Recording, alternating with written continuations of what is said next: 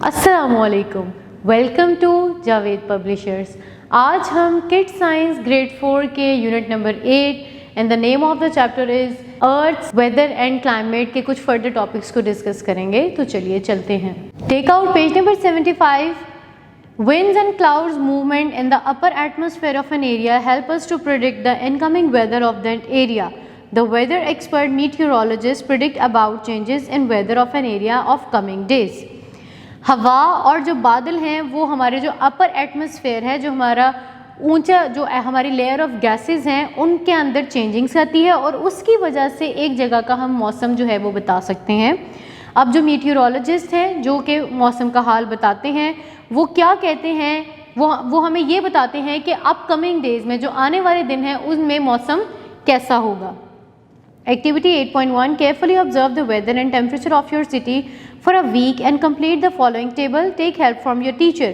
ये आपके लिए एक्टिविटी है। आपने क्या करना है, एक जगह का टेम्परेचर और मौसम जो है वो क्या है, आपने ये हफ्ते तक ये चीज़ जो है वो रिवाइज करनी है। हफ्ते तक ये ऑब्जर्व करना है कि एक जगह का टेम्परेचर जो है वो कितना रह रहा है। वो एरिया आप खुद से भी डिसाइड कर सकते हैं, अपने टीचर से भी अलॉट करवा सकते हैं, अपने स्कूल के एक स्पेसिफिक जगह का एरिया कर सकते हैं, अपने घर का।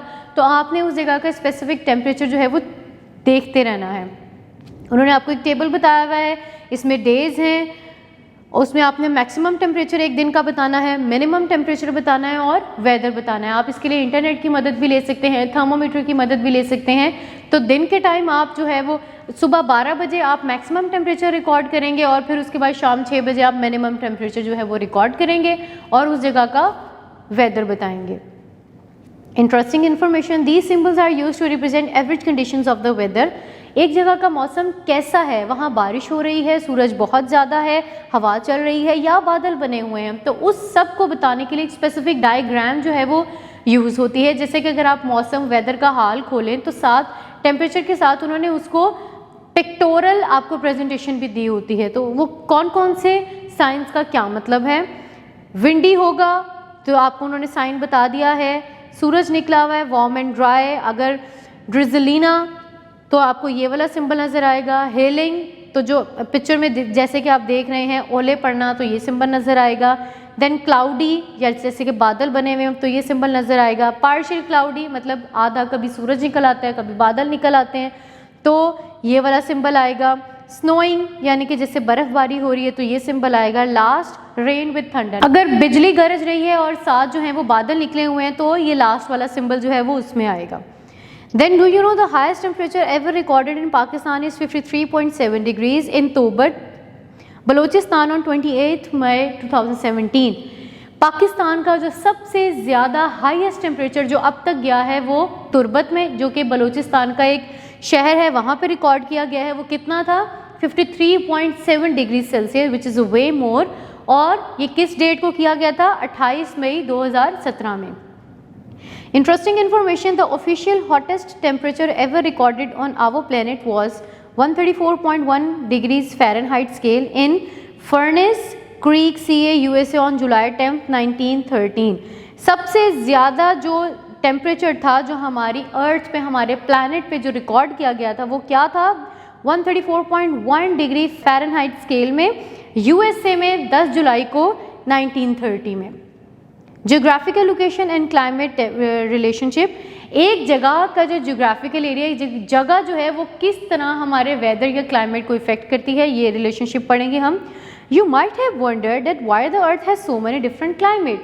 कभी कभी आप ये सोचते होंगे कि हमारी अर्थ, हमारी ज़मीन के इतने क्लाइमेट्स क्यों हैं। Geographical location of a region is one of the most important factor that determines the climate of that specific area। तो उसका सबसे बेस्ट आंसर ये है कि जियोग्राफिकल लोकेशन, एक जो जिस जगह का आप टेम्परेचर बता रहे हैं वो किस जगह पर है अर्थ के। जैसे कि अर्थ के डिफरेंट जोन्स होते हैं जो कि हम आगे पढ़ते हैं, उसमें एक हमारा एरिया जिसकी हम बात कर रहे हैं वो किस जगह पर लाई करता है, उस वजह से उसका टेम्परेचर और वेदर जो है वो चेंज होता है। Geographical location refers to the type of landscape. Geographical relation मतलब कि वहाँ पे लैंडस्केप, लैंडस्केप मतलब कहाँ पहाड़ हैं, कहाँ नदियाँ हैं, कहाँ दरिया हैं, कहाँ ज़मीन है, कहाँ रेगिस्तान है, कहाँ जंगल है। ये सब जो है एक जगह के वेदर को इफ़ेक्ट करते हैं, मौसम को। It includes river, mountains, plateaus and plain area. So हमारे जो जियोग्राफिकल लोकेशन है उसमें कौन कौन सी चीज़ें आती हैं? दरिया, पहाड़, प्लेटोज कहते हैं ना वो माउंटेन्स होते हैं ना वो प्लेन एरियाज होते हैं। जो माउंटेन से नीचे हों और प्लेन एरिया से थोड़े ऊपर उनको हम प्लेटोज कहते हैं, और प्लेन एरिया यानी कि हमवार सतहें। The areas with low altitude have different weather than the areas with high altitude. एक जगह पे, लेकिन उसी स्पेसिफिक एरिया पे जो जगह एल्टीट्यूड मतलब हाइट में ऊंची होंगी वहाँ क्या होगा? गर्मी ज़्यादा होगी या कम होगी, और जो हाइट में नीचे होंगी वहाँ गर्मी ज़्यादा होगी या कम होगी, वो जगह बताते हैं। जो जितने कम एल्टीट्यूड पे होगा वहाँ पे जो वेदर है वो चेंज होगा, और जो जितने हाइट वाले एल्टीट्यूड पे होगा वहाँ का मौसम जो है वो तब्दील होगा। Similarly the areas above sea level are colder as compare to the plain areas. ऐसे एरियाज जो समुंदर के लेवल पे होते हैं, समुंदर के साथ जो शहर बने हुए हैं, उनका जो है वो टेम्परेचर चेंज होगा, क्लाइमेट चेंज होगा। जो उससे ऊपर है उनका क्लाइमेट चेंज होगा, जो बिल्कुल प्लेन एरिया पे है उनका क्लाइमेट चेंज होगा। Climate of a region also depends on the following sun rays either vertically और slanted. On the basis of climate we can divide the earth into 3 zones. यहाँ पे वो आपको कह रहे हैं हमारी एक अर्थ है, अर्थ के 3 जोन्स हैं। जो मिडल लेयर है the imaginary line which divide the earth into 2 equal part is called equator. जो मिडल लाइन है वो हमारी इक्वेटर है। जो हमारे पोल्स हैं नॉर्थ एंड साउथ पोल, वहाँ सनराइज कैसे स्ट्राइक कर रही हैं, जो हमारी अर्थ का दरमियान है वहाँ सनराइज कैसे स्ट्राइक कर रही हैं, उनकी बेसिस पे हमने टेम्परेचर को बताना है, क्लाइमेट को बताना है। स्लांट मतलब टेढ़ी होकर आना, वर्टिकल मतलब स्ट्रेट, उसकी तरफ जो है वो डायरेक्ट जो है वो सनलाइट पड़ रही है। 3 जोन हैं, tropical zone, temperate zone and polar zone. Let's talk about the tropical zone. Tropical zone consists of the regions located around the equator. These regions have all 12 months of the year with temperature above 18 degrees C. Here the sun rays fall vertically. This is why the climate of this zone is warm. This zone has only 2 seasons, wet season and dry season. Tropical zone जो है बेटा वो equator के इर्द गिर्द, equator अभी मैंने आपको बताया इमेजिनरी लाइन जो हमारी अर्थ के दरमियान में होती है। पेज नंबर 76 के बॉटम ऑफ द पेज आप डायग्राम दे सकते हैं। ये इमेजिनरी लाइन जो है इक्वेटर है, इसके आस लेफ्ट और राइट पे जो जगह हैं उनको हम ट्रॉपिकल जोन कहते हैं। यहाँ का टेम्परेचर जो है वो 18 डिग्री सेल्सियस तक रहेगा, और सन रेज यहाँ पे वर्टिकली मीन्स डायरेक्ट इस पे स्ट्राइक करेंगे, तो यहाँ का टेम्परेचर क्या होगा? गर्म होगा और खुश्क होगा। Then move on to temperate zone. Temperate zone is located between tropical and polar zone. Here the sun rays fall diagonally. The climate of this zone is mild with the average temperature above 3 degrees Celsius and below 18 degrees Celsius in the coldest months.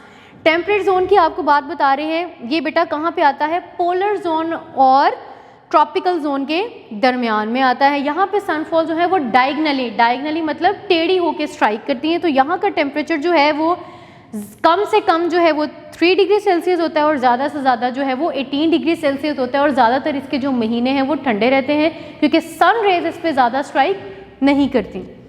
Now last polar zone. Pole से समझ आ रही है extreme corners, जो अर्थ के बिल्कुल अपर और जो bottom जो कॉर्नर है, जैसे कि आप डायग्राम में देखें, अपर जोन जो नॉर्थ जोन है और जो साउथ जोन है उनको हमने पोलर जोन कहा है।